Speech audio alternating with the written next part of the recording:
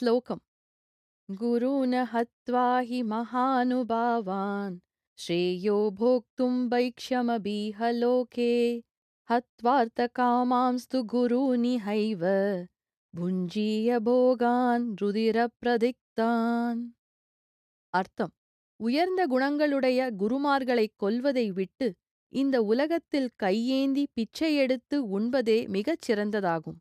ஆனால் ஆச்சாரியர்களான பெரியோரைக் கொன்றால் இரத்தம் தோய்ந்த பொருளையும் போக உணர்வுகளையும் இப்பிறவியிலேயே அனுபவிக்கும் இழிநிலைக்கு உள்ளாவேன். விளக்கம்: ஒழுக்கத்திலும் குணத்தாலும் கல்வியாலும் உயர்ந்த மேன்மக்களுக்கு கெடுதி செய்வதன் மூலம் ஒருவனுக்கு ஏற்படுவது இன்பமல்ல, வாழ்க்கை முழுவதும் அனுபவிக்கும்படியான துயர வாழ்க்கைதான் என்று கூறப்படுகிறது. அடுத்த காணொளிக்கு காத்திருக்கவும்.